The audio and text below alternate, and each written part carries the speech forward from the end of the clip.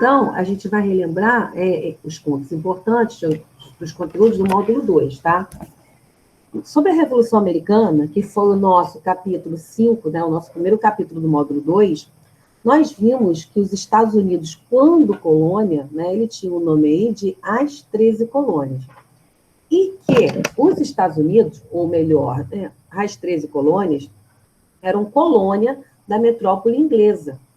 E a metrópole inglesa, ela teve um jeito todo diferenciado de colonizar, tá? A Inglaterra, ela deu uma certa autonomia para a sua colônia. Então, as 13 colônias, ela tinha a sua economia organizada, né, de forma quase que independente da sua metrópole, tinha uma organização social também diferenciada, também autônoma, né? E entre outras coisas que se tinha ali, né? Criação de leis, pagamento de imposto, enfim. Só que as 13 colônias, ela não se desenvolveu de forma homogênea, né? Ela não se desenvolveu, o território não houve o desenvolvimento do território colonial das 13 colônias de forma igualitária. Então, algumas regiões das 13 colônias teve um modo diferenciado de organização, de produção, né, e também economicamente. Os estados ou colônias do norte e do centro eram mais industrializadas, né? Trabalhavam aí com a mão de obra livre, 10h20. Não, nosso horário é até as 9h. Quer que eu fique aqui até 10h20, Samuel? Vou ficar aqui falando, mas o nosso é até as 9h.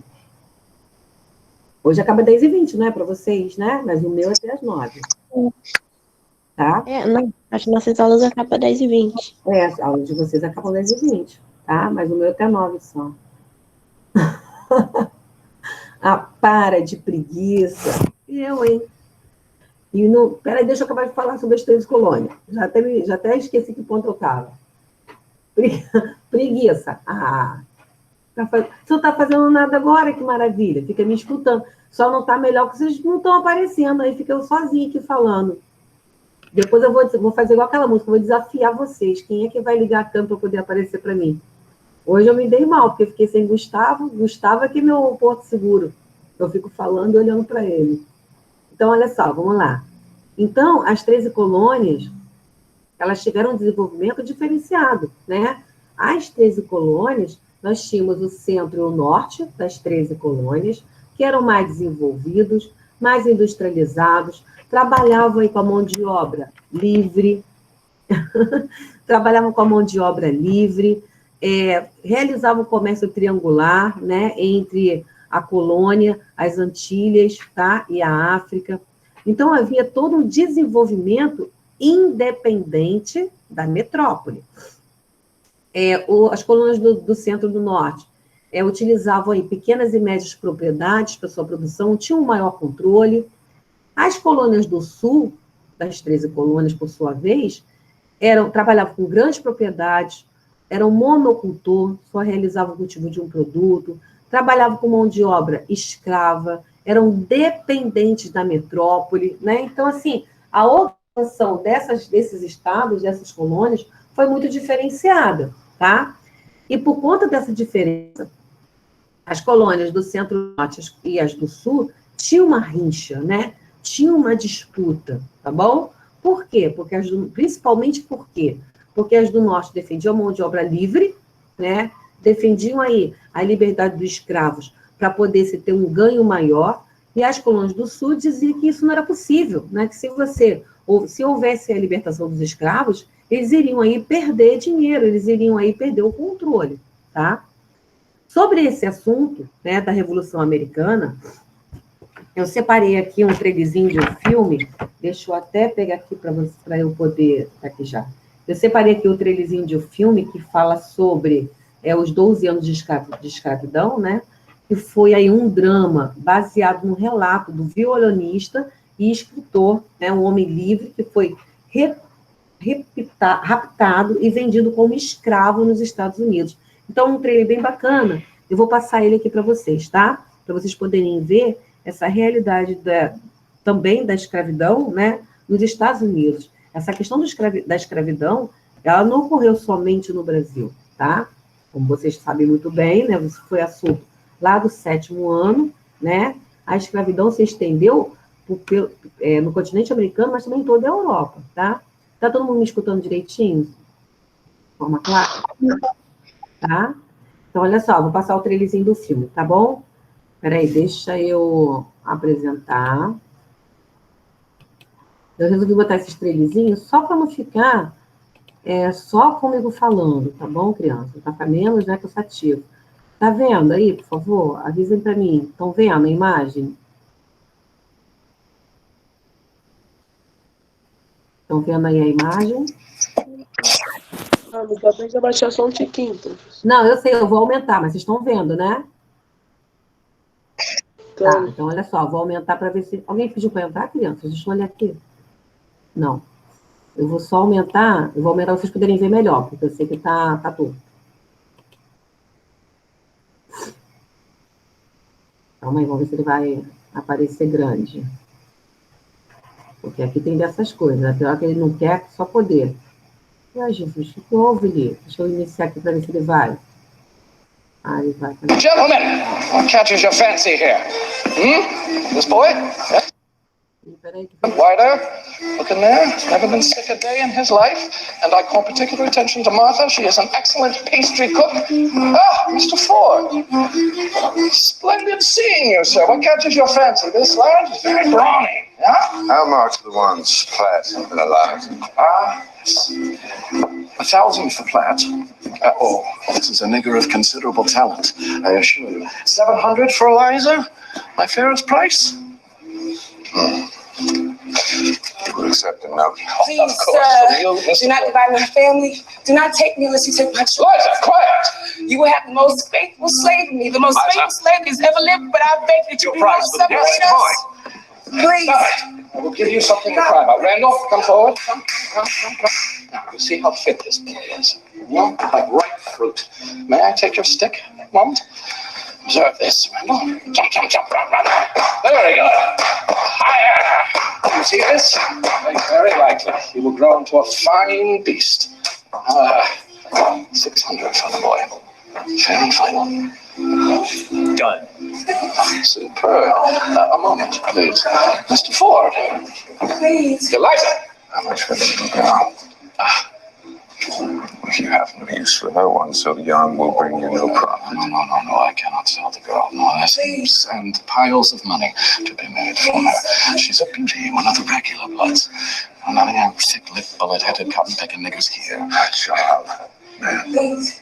For God's sake, you're not sentimental in your waist. My sentimentality extends the length of a coin. Now do you take this lot? Mr. Ford, or do you pass on them? Please. I will take the ones Platt and Eliza. Sold, Eliza and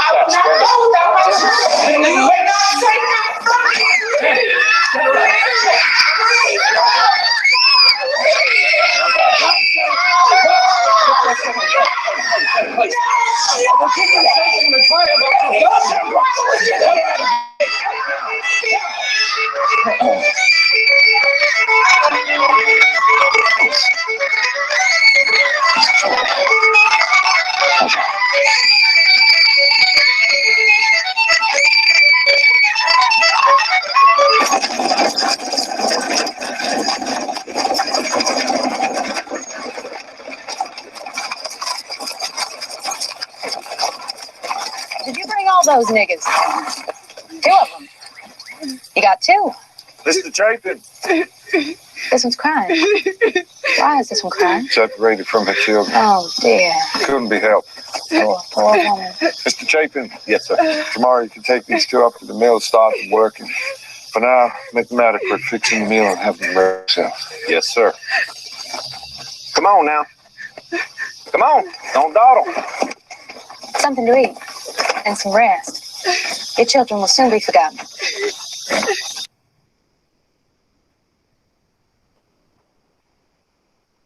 Bem, crianças, vocês viram aí que é uma pena, né? Não estava legendado nem dublado, mas deu para perceber o seguinte, né? Que foi uma venda de escravos, aonde essas famílias eram separadas, né? E aquela mãe, Ela tentou aí lutar, né, contra a venda dos seus filhos e que ela não fosse junto, né? Ela queria ir junto com as crianças.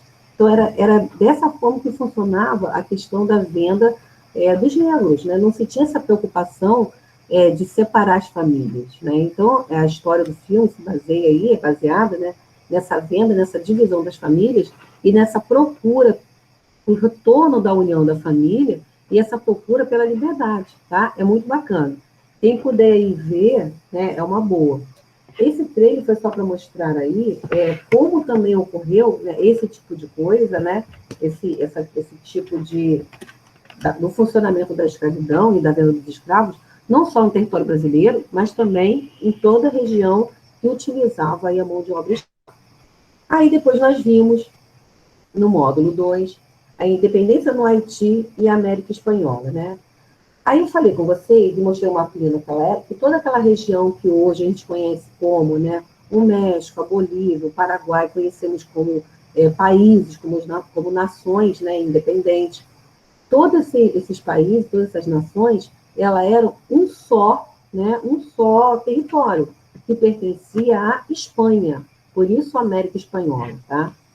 Então, esses territórios, eles conseguiram aí lutar pela independência no momento que Napoleão Bonaparte invadiu a Espanha, por conta aí do não respeito ao bloqueio continental, e aí esses territórios colonizados tiveram força em lutar pela independência, tá? Então, foi aí a dominação de Napoleão sobre a Espanha que auxiliou, de certa maneira, a luta pela independência na América Espanhola. Nós vimos também que houve ali, né, interesses e formas diferenciadas de lutar por essa independência. De modo geral, os colonos da América Espanhola, eles desejavam aí o livre comércio, eles desejavam aí a independência, a liberdade, né, a igualdade, tá? Então, essa luta pela independência não foi só uma questão de se livrar, não foi simplesmente se livrar da metrópole, mas foi um desejo, né, de ter a sua própria organização, de dar fim a essas regras estabelecidas entre metrópole e colônia, e principalmente estabelecidas pelo Pacto Colonial. Houve na América Espanhola vários movimentos, né, pela independência, e vários objetivos também. O Peru, por exemplo, ele desejava o fim do trabalho forçado, né, ele desejava o fim dos impostos abusivos, ele desejava o fim da discriminação contra os índios. No México, houve a luta dos camponeses, né, liderados por padres humildes, que desejavam aí, que clamavam aí por terra para plantar. E em São Domingos, no Haiti, eles lutavam pela liberdade. Vimos também que o Haiti era uma colônia que pertencia, né, à Espanha e à França, e era uma colônia aí bem desenvolvida, né, antes da independência. O Haiti, que era colônia francesa, a parte francesa, que nós tínhamos lá numa divisão da parte francesa e a parte espanhola, era rica demais, né? Era a maior produtora mundial do açúcar, né? E maior exportadora de rum. Então, a luta pela independência, nessas grandes rebeliões escravas, né, que ocorreram no Haiti, acabou vindo aí, destruindo, inclusive, a economia do Haiti, né? A estabilidade econômica de que tinha como colônia, né, por conta aí do desejo de independência, de liberdade. E vimos também que a luta pela independência da América Espanhola contou aí com alguns líderes, né, inclusive o nome de um bem famoso, né, de dois, na verdade, foi o Simão Bolívar e o Martim, né? O Simão Bolívar foi um espanhol, né, ou melhor, foi aí um crioulo, que venceu os espanhóis pela liberdade da Colômbia, da Venezuela, do Equador, da Bolívia, né? E o Simão Bolívar, ele tinha o desejo de unir, né, todos os países da América Espanhola, todos os territórios da América Espanhola, e formar um só país, tá? E formar e ter uma união, como aconteceu nos Estados Unidos, né? Porque os Estados Unidos da América eram o quê? As 13 colônias, era um território dividido. Quando conquistou a independência, se formou uma só nação. Então, esse era o desejo de Simão Bolívar, só que não foi alcançado. Vimos que a América Espanhola também tinha uma divisão social, Vimos que no topo da pirâmide estavam aí os chapetones, né, que eram espanhóis que residiam na colônia e tinham aí os melhores cargos públicos.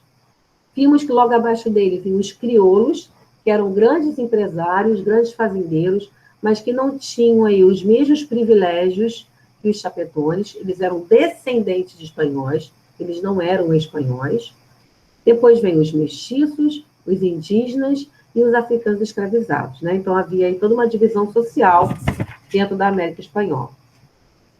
Depois nós vimos o conteúdo do Brasil independente, né? Que primeiro aí nós vimos o processo de independência do Brasil. Não estou falando por página não, tá, Lucas?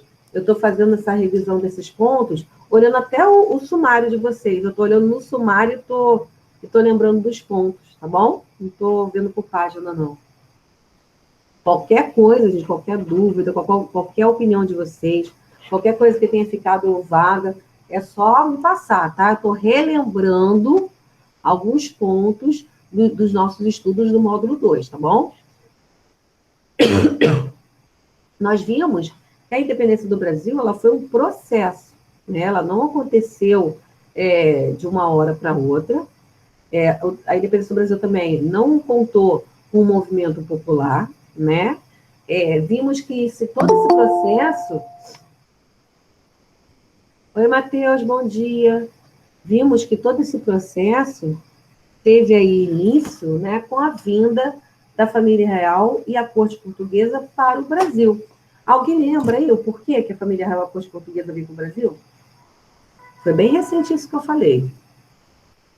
Por isso que eu até perguntei, né, até para lembrar. Por que eles vieram para cá? Quem sabe me dizer? Quem arrisca uma resposta? Porque as tropas francesas mandadas por Napoleão vieram atrás dele em Portugal. Eles vieram para cá porque a França proibiu de fazer troca com a Inglaterra. Perfeito, né? Perfeito. Foi exatamente isso, né? Napoleão Bonaparte, ele criou o bloqueio continental, quando ele estava no governo da França, né? O bloqueio dizia que nenhum país europeu podia comercializar com a Europa, ficava proibido a partir daquele momento, a partir do bloqueio. E, por sua vez, Dom João VI, assim como a Espanha também, furou o bloqueio continental, não obedeceu o bloqueio continental de Napoleão Bonaparte. Agora, é claro, que a comunicação naquela época era muito mais lenta. Então, quando chegou ao conhecimento de Napoleão Bonaparte, o bloqueio foi feito em 1806, tá? Quando chegou em conhecimento de Napoleão Bonaparte, em 1807, Napoleão Bonaparte fez o quê, né? Organizou as suas tropas e foi aí rumo a invadir Portugal.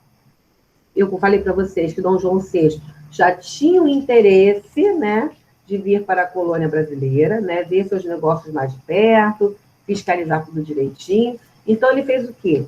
Ele só deu uma antecipada aí, ou melhor, antecipada não, né? Ele botou para valer, né? Ele botou em prática o desejo de vir para cá, porque ele até então tinha esse desejo, mas ele não tinha vindo mesmo, né? Estava ali só no desejo, ele tinha adiado aí por algumas vezes e não veio. Mas aí, com a invasão de Napoleão Bonaparte em Portugal, Dom João aí teve que colocar em prática essa sua vinda para a colônia brasileira. Só que essa prática dele, né, na verdade, foi uma fuga, ele teve que vir fugido mesmo. Porque ou ele ficava em Portugal e enfrentava as tropas de Napoleão, né, tentava aí vencer, só que, claro, se ele não conseguisse vencer, ele iria colocar em risco a sua colônia, né, a colônia brasileira, que lhe rendava mais dinheiro. Então, o que Napoleão fez? Ele achou melhor fechar um negócio, um acordo com a Inglaterra, fugir para a colônia brasileira e perder o trono português. Para ele era mais lucro, né? Perder o trono do que perder a colônia, que é o que lhe rendava mais dinheiro. Então, ele foi fugindo para o Brasil, se estabeleceu aqui, e aí, então, né, começou aí a governar a colônia dentro da própria colônia, né? Ele implantou o seu governo joanino, governo Dom João. Portugal ficou lá nos braços, né, no poder de Napoleão Bonaparte, até que depois aí nós tivemos também um período de União Ibérica, e aí a união, né, de Portugal com a Espanha, Mas, enfim, né, nós tivemos o governo joanino no território brasileiro, houve aí a interiorização da metrópole, houve a vinda da família real e a corte portuguesa para cá por conta disso, por conta da desobediência do bloqueio continental, né? O primeiro acordo fechado com Dom João e a Inglaterra, né, foi aí a escolta do território brasileiro, mas essa escolta teve um preço para o Brasil, né? Ao chegar aqui, Dom João VI deveria aí abrir os portos brasileiros, então dar fim ao pacto colonial, né? Então, a partir daquele momento, com a abertura dos portos brasileiros, nós tivemos aí o fim do pacto colonial, o fim do monopólio comercial sobre a colônia, e passamos aí a ter um comércio, de certa maneira, mais desenvolvido, tá?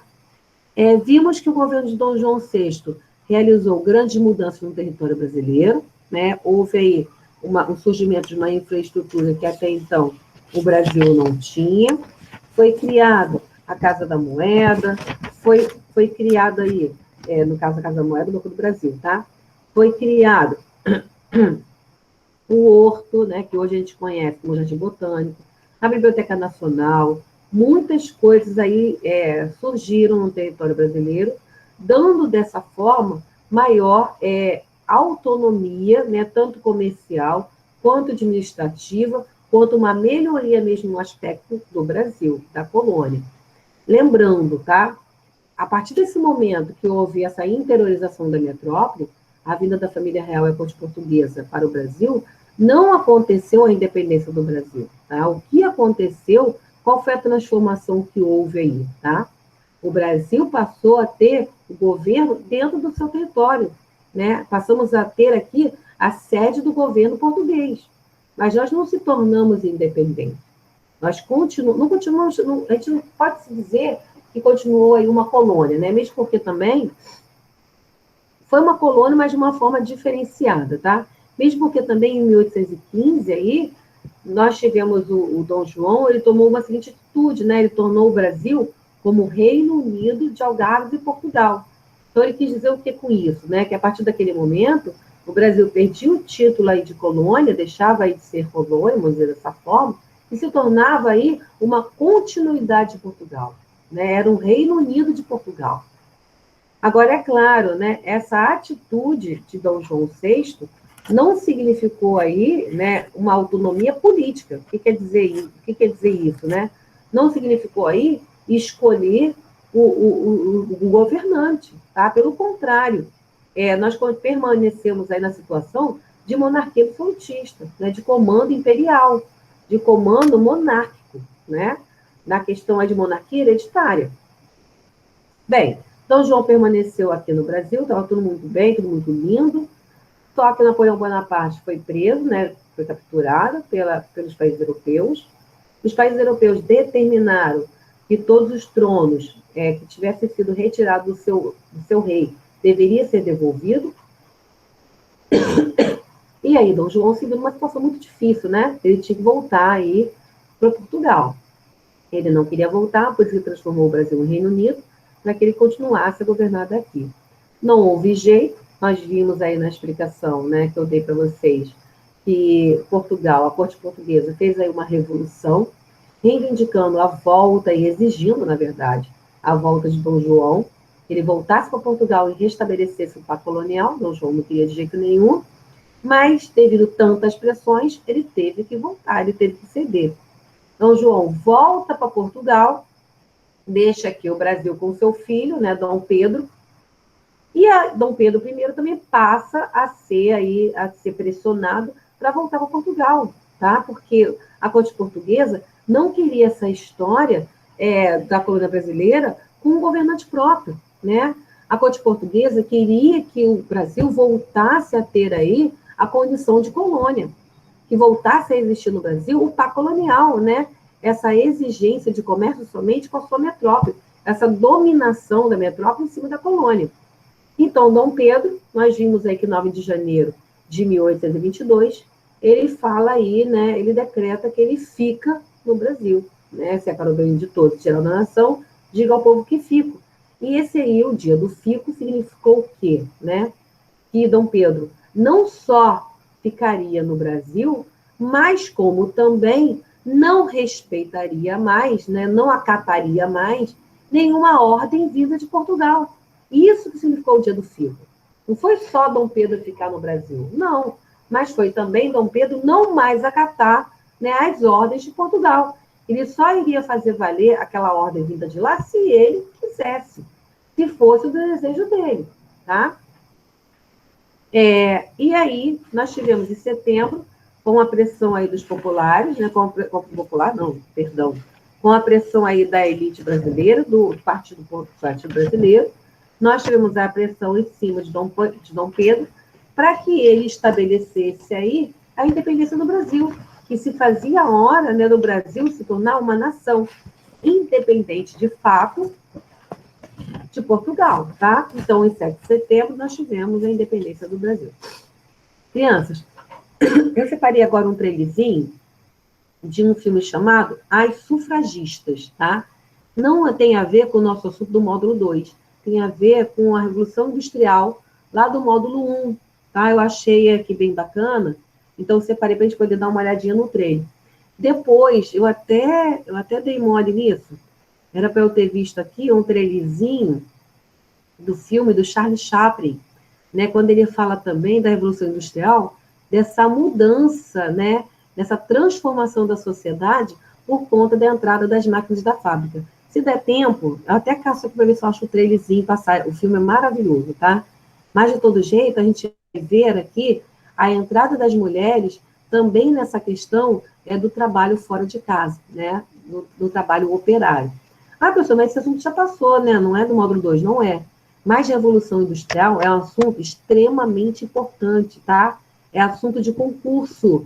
Então, vou aproveitar essa chance, que a gente não está trabalhando com a matéria nova, estamos aqui revisando alguns pontos, para poder expor para vocês determinados assuntos, já faz até mesmo um tempinho que a gente viu, tá bom?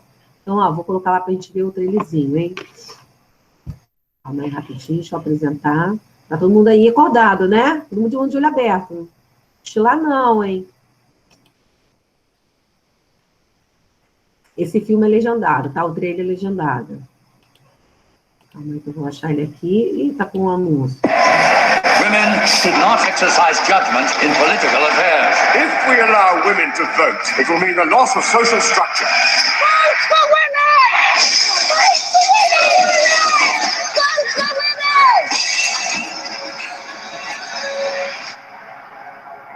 Okay. You work at the laundry? Part-time from when I was 7, full-time from when I was 12. We meet Mondays and Thursdays if you're interested. You a suffragette, Mrs. Elliot? I consider myself more of a soldier.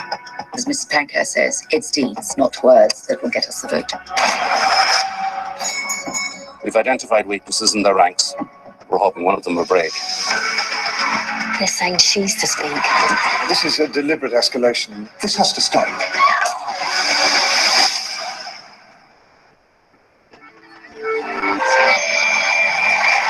For 50 years, we have labored peacefully to secure the vote for women. We've been ridiculed, battered, and ignored.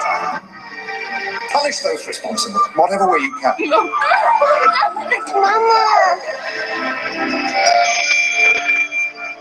All my life, I've done what men told me. Well, I can't have that anymore. Took my love, took it down. I incite the women in Britain to rebellion. Can I sail through the changing ocean tides? Can I handle the seasons of my life? We break windows. We burn things. Because war's the only language men listen to. Well, I've been afraid of changing. There's nothing left but to stop you. Built my We're in every home. We're half the human race. You can't stop us all. time makes you bolder even You might lose your life before this is over. I'm getting older too. We will win. I take my love, take it down. Never surrender. You see, Never give up the fight. in the snow-covered hill. Die Hard 6 will be a John McClane origin. Ah, caramba. Muito legal, né? O filme fala sobre aí, no caso, a pressão que as mulheres também fizeram na sociedade, né, por conta aí da luta, lutando pelos seus direitos, lutando pelo direito de voto. Então, assim, é bom a gente ver esses filmes, né, porque a gente vê que a mulher, ela também, assim como o negro, né, quando a gente fala sobre escravidão, a gente pensa, indo para outro assunto, mas daqui a pouco eu volto, tá? Quando a gente fala em escravidão, a gente pensa que o negro, ele aceitou ser escravo. Isso é uma grande mentira, tá? Da mesma forma, no caso aí, são as mulheres. Né? As mulheres não aceitaram calado de todo esse trabalho. Claro, né, por algum tempo, o grito dessa mulher, né, a luta dessa mulher, não era tão forte assim, por conta do medo e a falta de apoio de outras mulheres, também por conta desse medo. E esse filme, né, Sufragistas, ela relata aí as péssimas condições de trabalho das mulheres. Vocês viram, né, que aquela mulher relata, ela começou a trabalhar com 7 anos de idade, ela trabalhava em período integral com 7 anos de idade. Então, esse filme relata não só a vida aí das mulheres, da exploração dessas mulheres no mercado de trabalho, mas como também o trabalho infantil, né, que também era muito utilizado de forma comum nesse início da Revolução Industrial. Né? A Revolução Industrial, quando foi implantada, mulheres, crianças, homens, trabalhavam todas da mesma forma, né, no mesmo horário, na mesma exploração, com a diferença aí de salário. Né? O salário das crianças, das mulheres, era muito menor.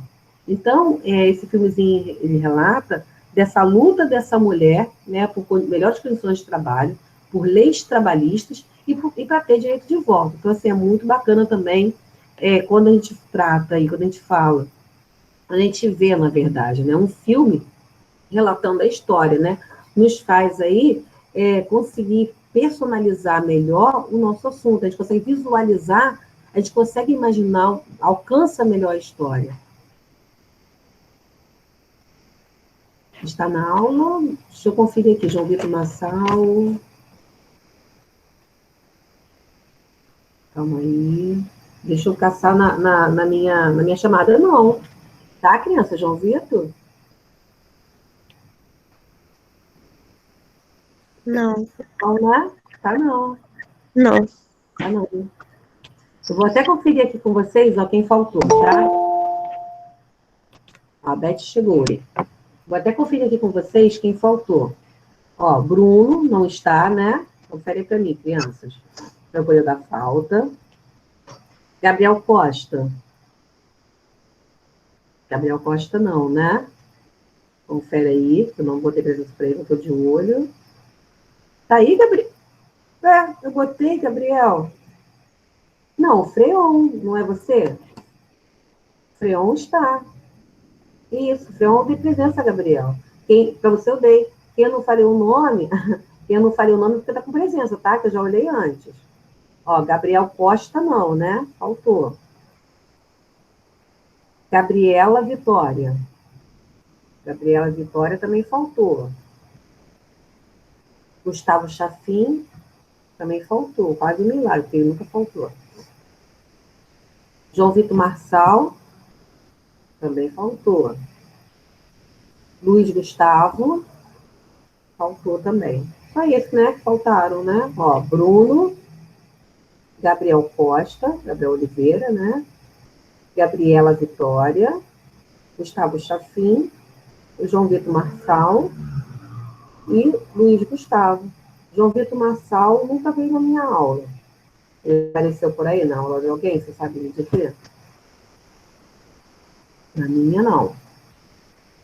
Então, crianças, tem alguma dúvida? Querem falar aí algum ponto? Já apareceu na minha? Na minha, não. Não tem nenhuma. Não tem nenhuma. Na minha não tem nenhuma dele, pessoal. Vou até conferir, ó. Na minha, nenhuma. Ele apareceu de outra. Tá. Ele apareceu... na minha outra. Na minha até hoje. Queria até vê-lo. Vocês querem fazer alguma pergunta, alguma dúvida? Falem para mim. Algum assunto? Tá tudo tranquilo, tudo bem? Vou interromper aqui nossa gravação, tá?